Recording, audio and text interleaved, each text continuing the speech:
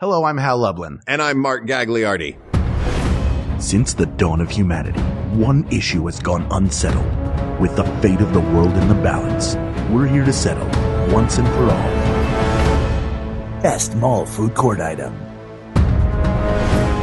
That's right. Don't worry, everyone. We got this. Podcast should have a theme song. Podcast should not have a theme song. Yes, they should. No, they shouldn't. They sound good. Yeah, but people are just going to skip past it. You know what? You're right. We got this. Hal, were you a mall kid? Were you a mall rat? Yeah? I spent so much time at the Willow Grove Mall, which is the local mall for me, at Challenges, the arcade. Ooh, I spent time at Bally's Aladdin's Castle inside our local mall. Shout out to Westtown Mall in Knoxville, Tennessee. Hell yeah. Yeah, I loved the mall. The guy that invented the modern mall and mall food court as we know it wanted it to be, what did he call it? It was like America's Picnic. It was the modern place to go. Magazines were calling them the town centers when they started popping up in the 70s and 80s. And really, that was the peak time. I think we were kids at peak mall time. Yes. Yeah. The 90s, it started to slip a little bit. And then by the 2000s, they've gone away and now come back. Yeah. So I have a really nice outdoor mall near me. And then the indoor mall was redone and it's like super high end. Yeah. Got lots of cool stuff in it. So I love a good mall. The mall is back and it has a food court. Food courts now are way more about chains that you can encounter literally anywhere else. I feel like when I was a kid, there were more. First of all, Sbarro is only in malls. Yeah. That's still in every mall. But there were places that you might not encounter elsewhere. Yeah. And those are the things that I think we want to talk about today. Those specific mall staples. Some things that I did not know were mall staples. Until getting ready for this episode. Did not know that Chick-fil-A started just as a mall thing because now it's the place that everyone in town is always at all the time. I don't know how everybody is buying chicken just constantly, but it's, you have to get the app in order to order from it just because of the sheer volume that they do. But we're looking at some of these classic mall staples. And this, we should say, is starting off. We're going to do a month because we had talked about doing some themed months. We want to do an all food month, which we had dubbed in conversation food court, considering what the topic of the show is. So what better way to start our food court episodes than with a food court episode? So I've scoured the internet and my own memory for some mall classics. And I have divided them up into a few different categories. I think we can go old school. We got this. We'll take a look at the different categories and types, maybe pull a finalist from each one and then pit those finalists against one another. How does that sound? Sounds like something that we do. It is something that we do. So I'm going to give you, I have not named these categories yet. I will name them on the fly in my brain as we go. One is called Through a Straw. That's one. That's like, you're going to punch me so hard, my jaw's going to be wired shut and all my food's going to have to be blended. You're going to threaten me with every single food group, Mark? Is that how we're starting this one? How? I don't want this to be violent. You want to fight? Because I don't want to fight. You want my blood on your hands? No, I don't want any of your blood anywhere except inside your body, Hal. All right. Leave your blood where it is. My goodness. The American Red Cross. Leave your blood where it is. Yeah. So Through a Straw. So we got Through a Straw, Around the World. We've got Hearty Sandwich Staples. That was not as creative as Through a Straw. We've got Warm and Baked. Sure. We've got Cold and Creamy. We should be clear here. Yeah. Mrs. Fields is generally not part of the food court. Interesting. It would not qualify for this episode. If we are strictly in the food court, that is not part of it. I've never seen a Mrs. Fields inside the food court. It's always separate. Same with the Dairy Queen / Orange Julius, maybe. Dairy Queen I wouldn't put on this. I don't know when they picked up Orange Julius. Orange Julius is definitely on this list. Let's start with the Through a Straw section then. Great. Orange and Julius. We can start with the Orange Julius. You don't like them? Oh, I love an Orange Julius. Nasty. I don't. They taste like my childhood. You like an orange creamsicle. A lot of people do. I do love an orange creamsicle. I do not. I like oranges as a juice, and I like them as a glaze on breaded chicken from a Chinese restaurant, but really I enjoy them just like peel and eat. So I don't like them mixed with other things. And like something about the creaminess and the orange, the citrus just never sat well with me. I don't like orange tinted flavor to cream, nor do I like creamy orange. Yeah, I get that. But I understand I'm in the minority here. And I'm fine with that. I understand that though, because like something as tart and acidic as an orange doesn't necessarily make me think of something as creamy as vanilla ice cream. Right. And maybe that's why they go so well together, in my opinion, and the opinion of many other people. An Orange Julius is basically just orange juice, milk, Sprite, and ice. Or something like that, right? That's kind of the flavor of it. It's just such a specific thing that I haven't had in years. Right. But loved. And I think in this category, there's only 2 other stores that popped up regularly. Tropical Smoothie Cafe. Did you have one of those at your mall? I've seen them. I don't remember there being one in the Willow Grove Mall, but I would never have gone. So it's possible it was like in the dark corner I avoided. That's the thing. Like I never really go to these either. And Jamba Juice being the other one, specifically a mall staple. Yeah. But like, I'm more of an eat my meal person. Yes, you know what I mean? I am too. I don't want to drink my meal.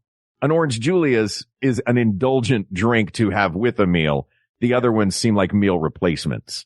It's also like a treat on its own, like a milkshake. A milkshake you could have with a meal, but you also could just get a milkshake and have a milkshake. Yeah, that's true. But I think of these Orange Julius, which incidentally in 2 years will have its 100th anniversary. The Orange Julius invented in 1926. Wow. I know, right? It seems like it just appeared in the 80s. Of course, I just appeared in the 80s. So, anything before that. Around.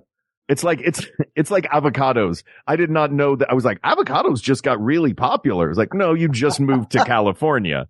Yeah. Or when I was 8 and I was like, everybody's studying dinosaurs. Yeah. Wasn't aware. Didn't think about that. I just thought like, oh, because I'm studying them, only child, everybody must be studying them too. Because the world is currently obsessed with them. Yeah. Yeah. How does the earth stay on its axis when everything revolves around me? So weird. I must be here at Zeitgeist Friends School.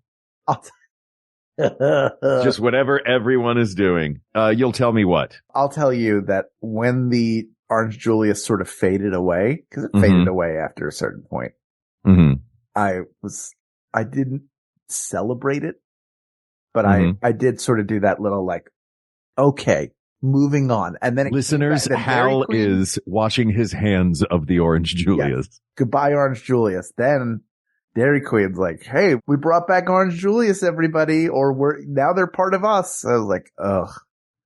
So every time I have to think about an Orange Julius every time I want a Blizzard and they hold that cup upside down. I'm like, where's the machine? Show me where it is. This isn't touching that machine, is it? Hey, man. Embrace the Orange Julius. Give in to the Orange Julius, Hal. And ask them if they'll hand it to you upside down. Then when you receive your Orange Julius, there won't be anything in the cup and it'll be exactly how you like it. So smart. Great idea. Boom. Using the noodle. Wow. All right. So out of this category, it's a no-brainer though. I know you're not a huge fan, but it beats Jamba Juice. It was the OG. It beats Tropical Smoothie Cafe. I'm giving Orange Julius the W out of this one because literally when I read, I should say that this topic was brought to us by Josh Sinison. So Josh, thank you so much for the topic. The first thing I thought of when I read that best mall food court item was the Orange Julius because it's so ubiquitously mall. All right. Where would you like to go next? Would you like to go to warmed baked comfort? Yeah. Okay, let's go to warm baked comfort. You've eliminated Mrs. Fields. I'll take Mrs. Not Fields. In the food court. Yeah. All right. I will take Mrs. Fields off the list. I do love a Mrs. Fields. There were a few places like that. What's left is where I used to go with my friend Lee Caudill, and we would go and meet our friend and your friend Cecil Baldwin when he was working at the Cinnabon at Westtown Mall. Yeah, the mall staple that is Cinnabon. Now, how do you pronounce the name of that company? I think I say Cinnabon, which I'm sure is wrong because it's Cinnabon. Well, it's spelled B-O-N. I don't know if it's pronounced Cinnabon or Cinnabon, because the O could be a schwa. But it wouldn't. And if it's a schwa, then that would mean it would be Cinnabon. I think they probably say Cinnabon because it sounds. You think the CEO is like Cinnabon? He probably says Cinnabon. Probably. I don't know. The guy that invented the GIF calls it a GIF. Wrong. Yeah, he's wrong about the thing he invented. So, but when you say Cinnabon, people know you mean Cinnabon, and vice versa. They are synonymous with one another. Yeah, Cinnabon is the shortened form of cinnamon bun, which you get at a Cinnabon. Yes. All right.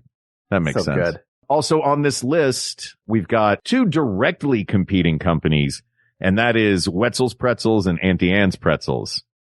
There's all such trash. You know you've spent time in Philadelphia and you've had a proper soft pretzel. Mm-hmm. It is embarrassing that those have flourished. I'm glad. Mm-hmm. Look, congratulations to the Wetzel family and to Auntie Anne for your success. I wish you continued success.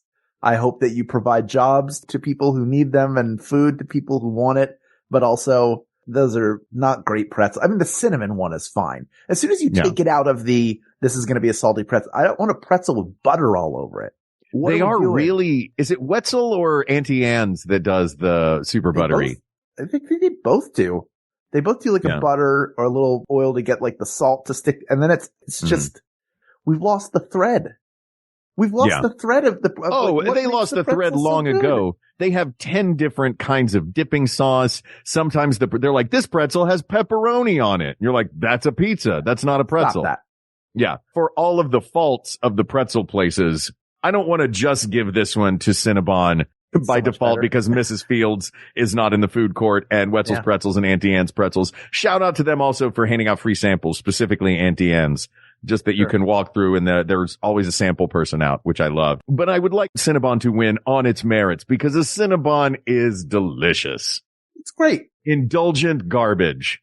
Oh, it's so fun. Absolutely. Yeah. It comes with a fork and it's slathered in the icing. It's just gooey. Like it's gotta be like, it's like the bloomin' onion of desserts in terms of how bad it is for you, I'm sure. But that's like the point. You're not eating it because you're on a health kick. You're eating it because it's Cinnabon time. Bun. You're in the mall. You smell them. You're like, oh, that smells really good.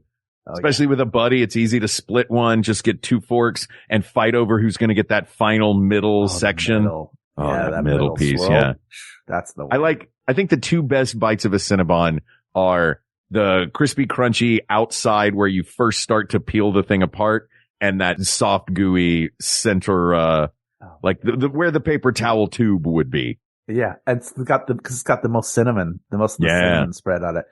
Isn't it funny that 2 people eating a Cinnabon when they get to that centerpiece, it's the opposite of Lady and the Tramp, which is how if Lady and the Tramp were actual dogs, that would have gone. They would have been fighting each other. Like they would have gotten to the last, like the last meatball and both looked at each other. And then you just would have heard like,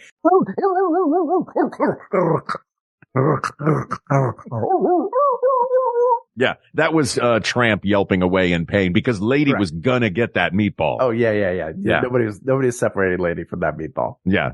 Nobody expects the Cocker Spaniel to be the vicious one in this moment, but do not get between a Cocker Spaniel and her meatball. No. Never. That's a primary school lesson. All right. So victory in that category goes to the Cinnabon. Yeah. You know what? Let's stick with the sweets and we'll go to cold and creamy. There are 3 classic mall creameries. There's Cold Stone, Baskin Robbins. Malls?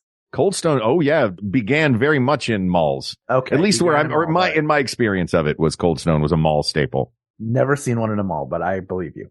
Cold Stone, Baskin Robbins, and this one I don't know because this is a kiosk. But is the kiosk adjacent the food court? Part of the food court? Dippin' Dots. Of course, Dippin' Dots. Dippin' Dots is not always in the food court. Sometimes it's a full floor below.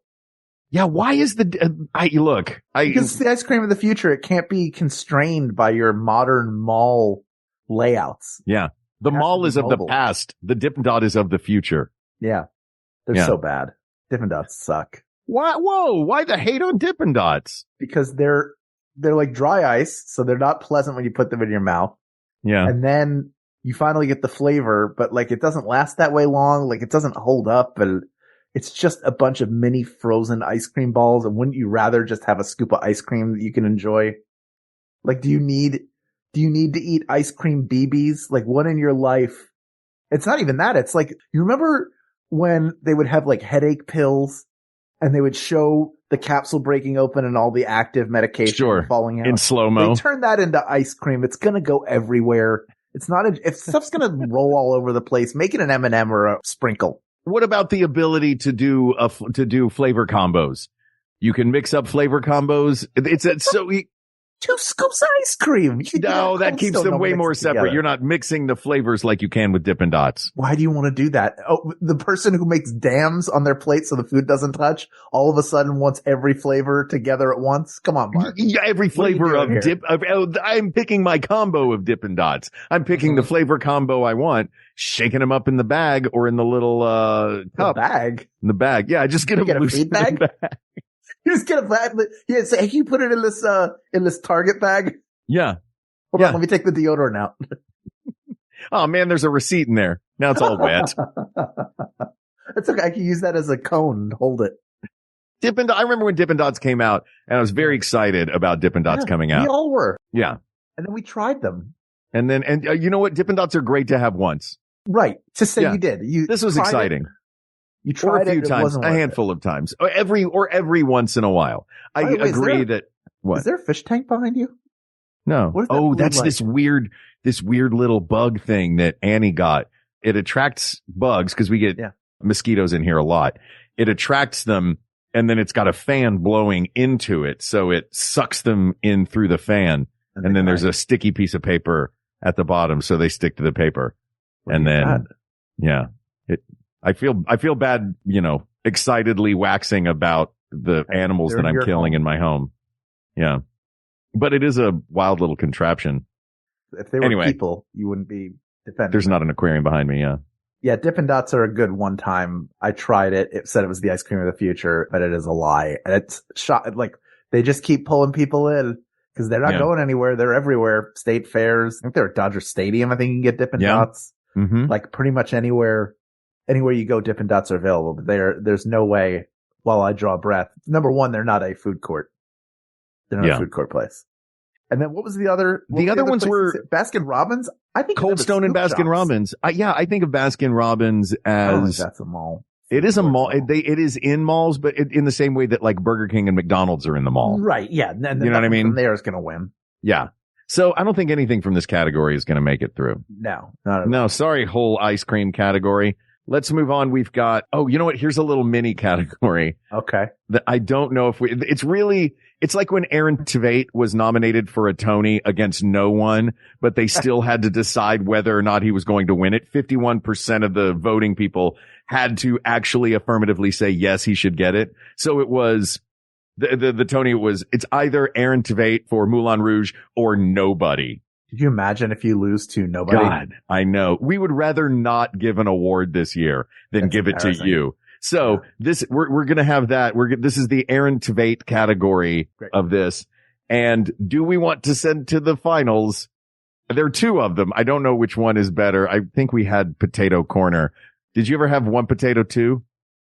We had Surfside Fries. Surfside Fries. So like, I do love the baked potato place. That feels so 80s to just get it was specifically baked potatoes. And there were a million toppings you could put on it. Yeah. Yeah. It's kitschy. I like the kitschiness of it, but I would rather have the soda cup filled with French fries. That's the other potato place, right? Oh yeah. Like we had Surfside Fries and hot dogs, etc. They shared like half of a spot together. God bless them. I love it. And they were like super salty. They weren't even the best fries, but they were the best fries. You know what I mean? Yeah. Yeah. And there's nothing like you can walk around and eat the fries. Like there's something if you're going to sit down, it's gotta be, if the winner of this is something you sit down and eat, it's gotta like knock your socks off and be like the best food. And I think I have one that will meet that. We haven't gotten to that part yet. The fries are good, salty fun that you can walk around with. Yeah. So there's that part of it too. Do we think that I was specifically thinking of the baked potato. I wasn't even thinking about fries being a potato corner thing. Oh yeah. The place just made fries. Surfside Fries. That was their Surfside Fries. That was the name. It might have been different kinds of fries you could get. But I think I would rather go to like a version of a French fry. You can share that too. Are you and a friend going to get 2 forks and split a baked potato and try to get the dollop of sour cream at the end and fight over it? At the end, we're going to be like Lady and the Tramp trying to get that dollop of sour cream. What's your ideal topped baked potato? Oh, I always like a little butter, salt and pepper in there no matter what. Mm-hmm. And then I would do some cheese. Mm-hmm. I would like a cheese sauce, please. Oh, broccoli and bacon. Mm-hmm. Oh yeah, that's pretty perfect. How about you? I would do that, except instead of a cheese sauce, I would do shredded cheese and let it melt. Yeah. And then just a little bit of the broccoli. I don't need a ton of broccoli. Just a little bit of the florets dusted broccoli in. With a potato in it. Yeah. Just some broccoli pieces make you feel like you're putting a little green in there. But definitely bacon. And Dippin' Dots all over it. And Dippin' Dot. Cover the whole thing in Dippin' Dots. Yep. Yeah. You know what? Make one big Dippin' Dot that it's inside of. Ooh. Well, then it's not a Dippin' Dot. It's a Dippin' Sphere. That's right. Also, dipping? What are you dipping in those? You're not dipping anything. Your tongue so it can stick to it and give you burns. Freezer burn? Yeah. Why do they call it dip? Your mouth? I don't understand why they're Dippin' Dots. You know what it is? This is from the same future of the 1984 Apple commercial before the woman throws the hammer through the screen. Oh, yeah. This is all of you will have Dippin' Dots. You will comply. You will work. Uniformity. Dippin' Dots.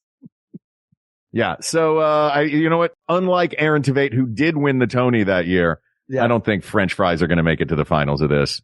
Not a chance. No. We're going to take a quick break. When we come back, we're going to get to the real heavy hitters in this. And then we will determine once and for all who's going up against Orange Julius, Cinnabon, and take the title of Best Mall Food Court Item. We'll be right back.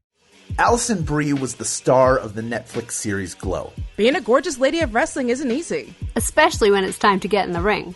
Wrestling is so interesting in that you can't do anything halfway. Okay, so now it's time to run at that woman's body and dive over her head first. Like, you can't do that halfway. You can't do that in slow motion. Alison Brie on Tights and Fights. Max Fun's Perfect Wrestling Podcast. Available now. And if you don't listen, I'll see you in the ring.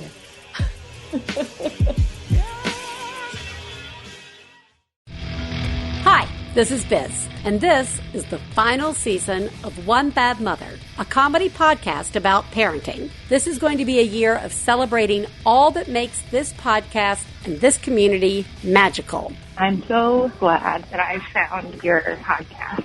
I just cannot thank you enough for just being the voice of reason as I'm trying to figure all of this out. Thank you, and cheers to your incredible show and the vision you had to provide this space for all of us. This is still a show about life after giving life. And yes, there will be swears. You can find us on MaximumFun.org. And as always, you are doing a great job. All right, here we go. Okay. There's sort of an Americana category and then an around the world category. You want to do the Americana? Let's do Americana and then we'll go on a trip. Okay. I almost created a separate category that was just fake Philadelphia, faux Philadelphia, if you will, which would be Auntie Anne's pretzels, Wetzel's pretzels, and Charlie's Philly cheesesteaks. Oh, good Lord. Get that garbage out of here. So the Americana one's famous for our malls, Chick-fil-A, as we have recently found out. Thank you, Ken. Hot dog on a stick and Charlie's Philly cheesesteaks. Have you had a Charlie's Philly cheesesteak? Do they use Omarosa rolls? I would try it. I'll always no, they don't. I know they don't. I'll try anything. Maybe I did. Maybe I did try it once. I might have tried it once. If I did, I hated it. If I haven't, I would try it, but my eyebrows would be raised so far they'd be touching the back of my neck. Cause I don't trust that. You know, everybody has, all of you who think like, oh, he's such a homer. He loves cheesesteaks, blah, blah, blah. All of you have some dish that either is regional to your area or something that you had a lot as a kid that is very sacred to you. Oh, yeah. When another restaurant or chain tries to duplicate it or claim that they have it, you immediately become like a safety inspector. You're like, well, let's take a look here. Let's see if they tell the check marks. And they very rarely do. My dad is the same way. I've taken him on multiple occasions when he's visited LA to assorted places cause he likes a cheesesteak and he'll want to try them. Yeah. And it's always the same thing. He takes the first bite and while he's chewing, bread's wrong every time. Uh-huh. Bread's wrong. It's the first thing he says every time he eats a Philly cheesesteak in LA. There is a place that makes them. Next time he's out here, let me know and I'll give you a recommendation. There's another place I'm going to try in Sherman Oaks that looks good. I'll send that to you. Maybe we can go meet up there. You want to go try it I like together? that. Yeah, I will try that together. That Hal is meeting halfway. Not 16 miles in the other direction.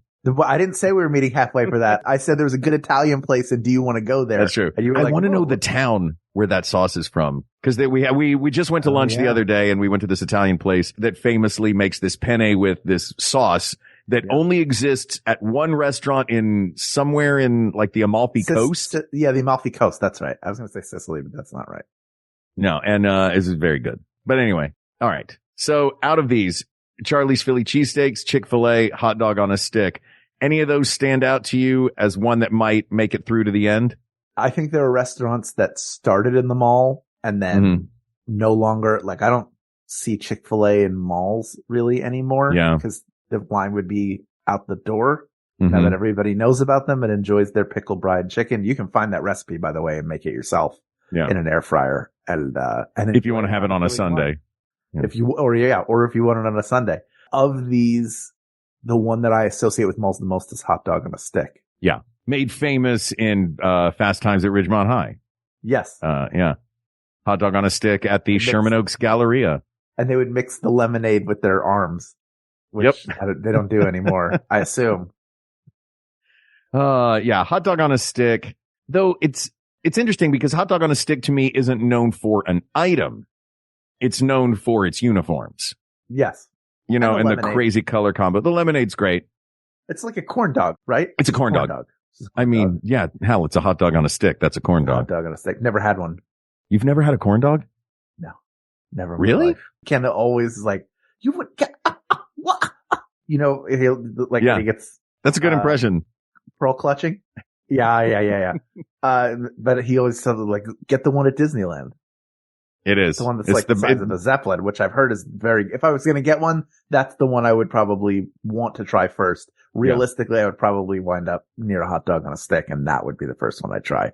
Fair. You know who recommended the Disneyland corn dog? Jonathan freaking Gold was like, this is the thing to eat when you go to Disneyland. And I'm like, that's one of America's great food writers. Right there. Definitely Southern California's greatest food writer. So I don't think of an item, I guess, from hot dog on a stick. It's the place itself. I don't think anything's coming out of this. I think so far it's just Cinnabon and Orange Julius, but we're about to take a trip around the world, my friend. The winner's in here. I think the winner is in here. And definitely the best name for a restaurant is in here. These are the mall food court around the world staples. Okay. Originally born in the mall, has spread since. Panda Express, famous for their orange chicken. Yeah. There's also Sarku Japan, which is a teriyaki place that is in hundreds of malls. Yeah. There is Genghis Khan's Mongolian barbecue. Yeah. One of my personal favorites. George's Greek, the Euro place that is, and most mall food courts seem to have some variation of a Greek place or a kebab place. The kebab place, which has maybe the greatest name ever, my favorite anyway, Masi's Kebab, the original kebabery, which is a fantastic name for a restaurant. Bob Kebabery. And then, of course, Sbarro. Yeah. Somehow, miraculously, started by actual Italian immigrants. You'd never guess it. Well, and Panda Express started by Asian immigrants and actually is like traditional Asian recipe. Like you think it's the most Americanized, but it is not. Interesting. Didn't know that. Yeah. So where do you want to go first? Well, there's one. Do you want me to tell you the one that you left off that I think has the best item, or do you want to talk about these first? I'll give you. Let's talk about these first. We'll save that as a little, that'll be, cause I don't know what you could be talking about. I'm very excited. We'll get to it, but let's talk about these. Do any of these stand out? I mean, the orange chicken at Panda Express is such a mall staple. It's really good. Going so far back. It's a classic. It's tasty. It's easy. Yeah. You can carry it around or you can sit in the mall food court. I don't know if you necessarily want to carry it around. And just Panda Express back in the day, did they do the big like styrofoam clamshells or was it the little boxes? I'm not sure, but they do, like, now there's the bowl, which is whatever your base is, plus the meal. Then you start getting into the combos where there's 2, there's a 3, there's, the platters get bigger. But whatever it is, you have either rice or noodles to contend with. So that's going to make it, that's a dubious proposition to walk around a mall with that. Yeah. I guess when I go, a lot of times I'll do it without all of the accessories and I'll just get the item. So it'll be in the little box. Like I'll have just, beef and broccoli in the little cardboard container and a pair of chopsticks. And that is pretty walk aroundable. Though I do look odd walking around the mall with chopsticks and Chinese food when they're like, why don't you just go sit down? No, I got shopping to do. I have to go to Spencer Gifts and get a very offensive mug. I have to go get an apron with a penis on it. Please. Yeah. This is very important work. And the mall closes in 7 hours. I don't have a lot of time. Yeah. The one for me that is my favorite, personal favorite, is the Mongolian barbecue. I love the Mongolian barbecue place because you go down the line. I haven't been recently because I know now I think ever since COVID, a lot of places, they're the ones that are dishing it out for you and you ask them, you tell them what you want. The way that for those who don't know how Mongolian barbecue works, it's frozen shaved meats. And, it's like a cafeteria line. You'll have frozen shaved meats and then vegetables and then sauces and noodles. And you go down the line and you fill up your bowl. It's whatever you can fit in a bowl. That is the price. It is a one price for a bowl that you fill up, which is why the shaved meats are always, shaved and then rolled up like little toilet paper tubes. And so that you're not just filling this thing with the most expensive proteins. I did learn the trick of grab a napkin when you go up, put those rolls in your bowl and smash them down with your hand so that you can fit the other stuff on top of them. Mark, have you ever been to Big Wok? What is Big Wok? Okay. I've never heard of Big Wok. Are you in town next Friday? Yes. Are we going to Big Wok next Friday? We're going to go to Big Wok. Tell Edelstein we'll go get lunch next Friday. I'll take you there and you will never want to go to a Genghis Khan again. Cause it is. Oh. It is. When you have like a real Mongolian barbecue, it's so many cuts above what you get there.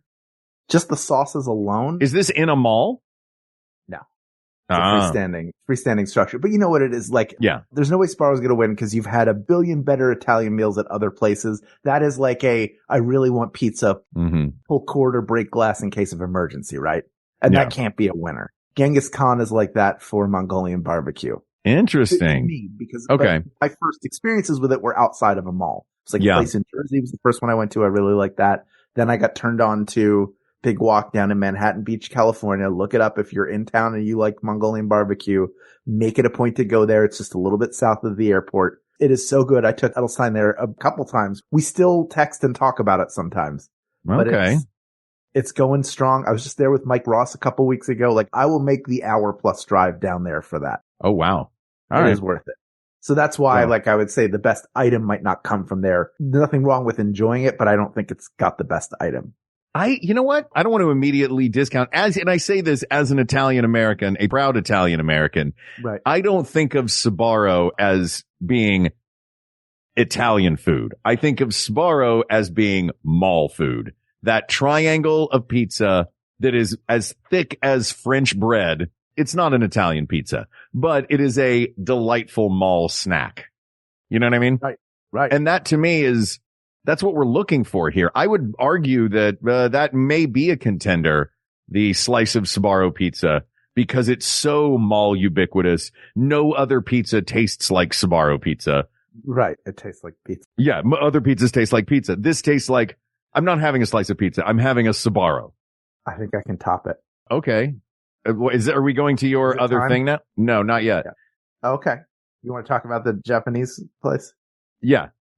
Are you a fan of this place? Do you know this place? Fine. I like Did you have one teriyaki. I would always get Chinese food over Japanese food. That's just a personal preference. So that's my standard like Japanese thing is I get teriyaki chicken, white rice, and then whatever vegetable they have there. I'll do the salad, whatever. Yeah, it's pretty, like that's sort of the standard meal. And Masas Kebab, the original kebabbery, I do love kebabs. Doesn't scream mall to me as much as the slice of Sbarro pizza. But you think you have one that beats the slice of Sbarro pizza out of this, or the orange chicken? I do. Okay. What do you think it is? Panda Express is rarely the only Chinese place in a food court. There is often some local or not national kind of chain. And at that place, they serve something they do not serve at Panda Express. What is that? And it is the thing they always have out on the tray. It is dark meat chicken in a bourbon sauce. Bourbon chicken. Yeah. The best thing that they have in a mall food. If they have bourbon chicken, I don't want anything else there. Like that is interesting. Yeah. I do like an Omega. I don't know that one. I do like bourbon chicken a lot. And I think bourbon chicken is definitely a mall staple. Does Panda doesn't do bourbon chicken, huh? Mm-mm. Oh. No, Pickup Sticks does. Oh, Pickup Sticks. That's the one that we had. They char their chicken too much. They char it too much? Yeah, that's too charred. Mm-hmm. The one local to here, it's like they burn the chicken and they put sauce on it. Like you gotta be tender with that chicken. You gotta be tender with it. And also you want to use thighs. Man, you gotta be tender. It's impossible to damage. Yeah. You cook the hell out of some chicken thighs. But once that sauce is on there, it just is a next level food. It is one of those ones that I remember growing up. They always seemed to have out, somebody was always out with a toothpick in the bourbon chicken saying, try this. It would go away really fast because people would come and get samples of it. That was like, you were drawn to it. Yeah. You know what's funny? I don't know that I've ever ordered bourbon chicken.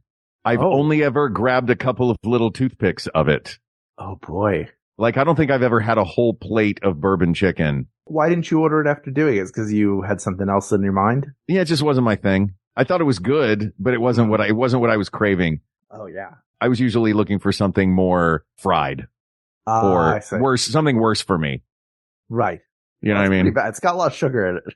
It does. There's that sweetness to it. Yeah. You put that on top of some white rice. That's just a party. And that's all you need. You're a party. Because then you're a party.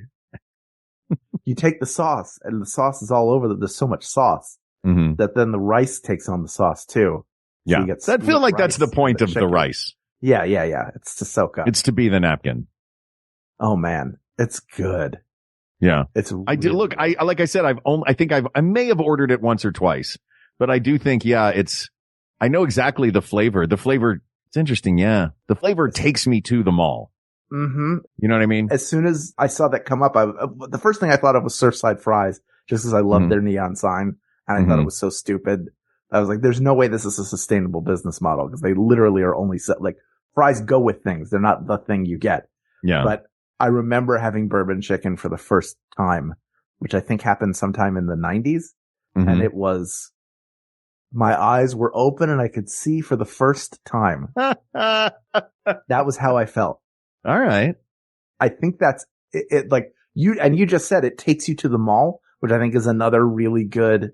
Yeah. It makes you think of the mall in a way that Sbarro, I think more about the plates and the holders for the pizza than I do the food itself. The little red, white, and green, triangle box. 100%.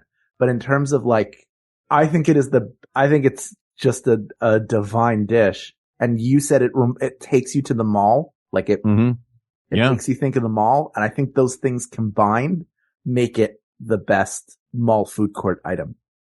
Out of all of these, and beats the Orange Julius, beats the Cinnabon. Yeah. Interesting. Okay. Well, you know what?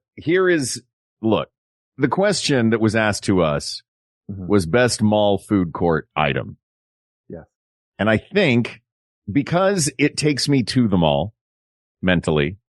Yeah. I will say that the best mall food court item. Yeah. Is bourbon chicken. That I have received free with a toothpick in it. That's fine. However you want it. The sample, specifically, the sample version. It's an item. It's not a dish that I have bought, but the question was item. The item to me is the little piece of bourbon chicken with a toothpick in it that a friendly employee is standing holding on a plate. And it goes away quick because it is a much coveted thing. Yeah. But yeah, I think the best mall food court item is free sample bourbon chicken. Yeah. People of the world, listen to this. Bourbon chicken's great. It's great all around, but they save like the best pieces, like the most addictive pieces that you could have for that sample plate. When you have it, I mean, I almost like started doing a bit of like, I'm going to put on a different disguise and just come through like I'm Bobby Valentine getting kicked out of a game. I'm like, oh, I haven't seen these samples before. Oh, is it a bourbon chicken? Oh, what will we do next? My goodness. And then next time, hey, Mac, I was just working on site. I sure am hungry. I like drinking and chicken. What so you look a lot like that dandy that was just here at this station a few seconds ago. Why I order? Oh, no, please have some more bourbon chicken. There you go. The next time, excuse me, I from a small town in Russia, no English. Bourbon chicken? Yeah, we do have bourbon chicken. You know, it's funny. That shirt is great. I've seen that shirt now twice today on two other people who Why I order? Oh gosh. Here, please just take this. That's the best. That's the best item. If you just need a little bite, it's a little bite. If you need something to entice you and help you make a decision, because you are no shortage of choices in a mall food court, my friend, then that little sampler of bourbon chicken will be your salvation. It will be your guide, and it will be the best mall food court item asked and answered. How about that, Josh? Yeah. Now I'm hungry and I want to go to Mr. Walk or whatever it's called. Great Big Walk? Big Walk. We're going to Big Walk next Friday. Walk. All right. Deal. If your schedule allows. Yes, I will know very soon. Oh, wait. No, next Friday I'm going to be in Mexico. Oh, that's when you're going to Mexico. That's right. I'm flying when I get back. You're not going anywhere. When I get back. That's true. This topic is closed, but there are many more topics to discuss. So please reach out to us via email at wegotThisPodcast@gmail.com, or you can find us on all the social medias at We Got This Podcast, except for Instagram, where we are at We Got This Show. Of course, our Facebook group is where it all goes down. Facebook.com/group/We Got This Podcast. Thank you to producer Ken Plume. You can support him at Patreon.com/Ken Plume. In addition to MaximumFun.org/join. Supporting this show is supporting Ken. You have two ways to do it. Pick or do both. Why pick? Do both. Thank you to researcher Kate McManus, graphic designer Uri Kelman, and QA engineer Jen Alba. And thanks, of course, to our musicians, Jonathan Dinerstein and Mike Furman, for our score and theme song, respectively. And thanks to you, the people of the world, who have now made us once again hungry, and with whom we would like to join together and have all of these delicious dishes while we mall walk together and go buy terrible things from Spencer Gifts. That's right. You are the reason we do this show. We can't thank you enough, but we will try. Thank you. Thank you. Thank you. For Hal Lublin, I'm Mark Gagliardi. For Mark Gagliardi, I'm Hal Lublin, and don't worry, everybody. We got this. We got this. Maximum Fun, a worker-owned network of artist-owned shows supported directly by you.